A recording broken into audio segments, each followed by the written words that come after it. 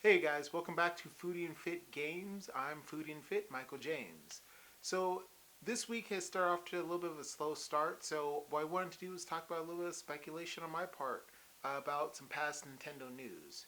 So first, Nintendo Switch has updated their firmware to version 11.0 or 11.1, I believe, and it has done a little bit of tweaks and changes and stuff. It's made it easier to jump into Nintendo Online's NES and SNES stuff. So that probably means, promise you, in March you'll see updates. Everyone keeps talking about the N64 or the GameCube. That's a little less desirable. Trust me, people don't want old school 3D controlled games with just one. You don't want that as much as you think you do.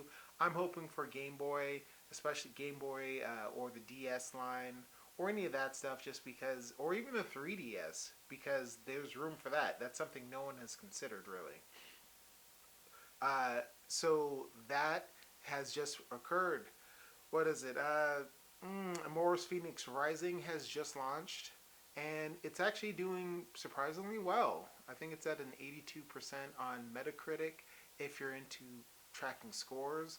And yes, it does look a lot like Zelda Breath of the Wild, but that shouldn't be held against it just because a lot of games are looking like Zelda Breath of the Wild because it was a very popular game.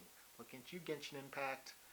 Uh, so I'm probably going to pick it up, especially if I can get it on a deal. I'll probably pick it up on Switch, although I may pick it up on PC. I mean, I think it's available on PC. I'm pretty sure it's available on PC. But it just kind of depends on what the offers are, just because a lot of people are doing offers. So to get certain games, and Ubisoft is notorious for that. I'm planning on picking up Watch Dogs Legion, especially if I can catch it on a good sale for PC, most definitely, or maybe my PlayStation 4 Pro, but most likely PC. But then again, it's like if I'm going to upgrade my card, well, we'll see about that. One of the things that I am looking forward to is the speculation talk. So for a while, everyone has been talking about, oh, you know what, Mario 35. I can't believe it only goes till the end of March, and then the Mario's 3D All Star only goes till the end of March. It's just crazy. Why would they do that? And people have jumped all over things, saying like, well, it's just going to go away. To well then like a few people have mentioned the fact that they did this for Tetris 99, where it just got a physical release. So I don't think Mario 35 is going anywhere. But then Mario 3D All Stars, guys, given Nintendo's history, how can I get you to rebuy a game that you already bought? Well, one of the ways is if I do a re-release. So if I do an individual bundle for if Nintendo does an individual bundle, so you get Mario 64, the same port that you just bought on the 3D collection, but then you do a remaster, boom, that's one. Mario Sunshine, and then an actual remaster of Mario Sunshine, boom, that's two. You can individually break these up and then charge $39 a pop, and people will buy them. I know because I will buy them. And a lot of people bought Mario All Stars, and even though some of the critics were hammering it a little bit more as being a little bit bare bones and basic, it is what it is. And I watch IGN's video channels and stuff, and to hear some of their on-air personalities talk about how they bought Mario multiple times, it's like, yeah, because you will. And so that's why, to me, it really just makes sense that they would insert Mario, those games, into their own little thing and then sell them off again, but including something that would be a draw, which would be its own individual HD port, its own individual, like, they fixed it, they upgraded, they enhanced it, and that would make sense going with the rumors of a new Nintendo Switch Pro coming at the end, coming or being announced in June. So people forget, originally when the Nintendo Switch came out, there were a lot of speculations on what it could do, or I'm sorry, right before it came out, based off of patents, where they're talking about they're thinking there was going to be a smart dock. And then once the Switch came out, they're like, hey, this dock is dumb. This is a dumb dock. It doesn't do anything. There's no upresing or enhancing the Switch is doing everything.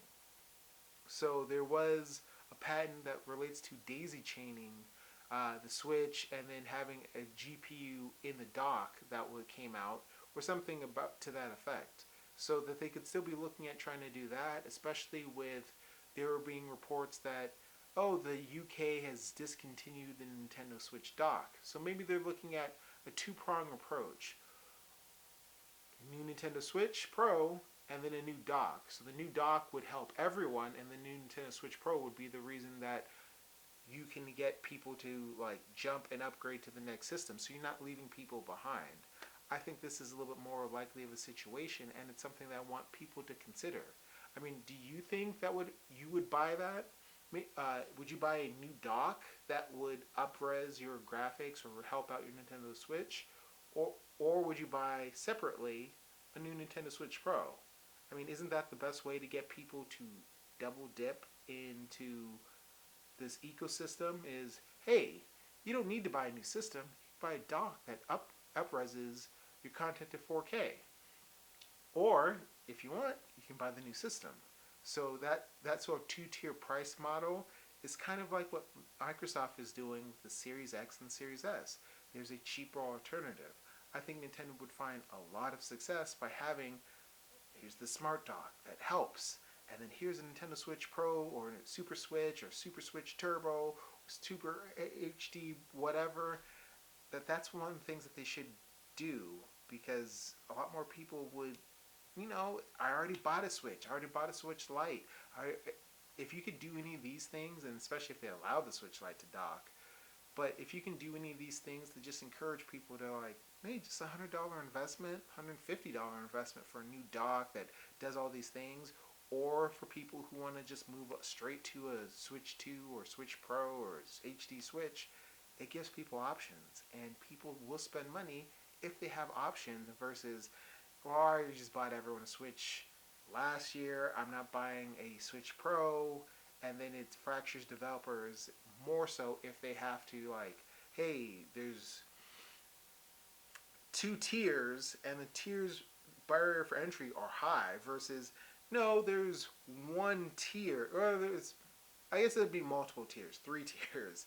So it's Turbo Switch, or two tiers, Turbo Switch and a regular Switch, and just like, oh man, it's really hard, versus here's the Turbo Switch, and then we're going to offer a half step that's for the new Switch dock, which is $100, $150, that will take it close but not on par with the Switch 2. So I think that's a more likely situation, but I'm curious what you think, or what would you decide to do? So yeah, leave that in the comments below. I'll be checking it throughout the day and responding. I actually posted a video yesterday, but I posted it on the wrong channel, and that was my bad. Now I know. But anyways, thank you guys for joining me. I look forward to discussing more news as it comes out. We're picking it back up from the holidays. And so it's not always going to be Nintendo. Again, I do have a PlayStation 4, and I will be getting a Series X at some point. Thank you guys, and have a good day.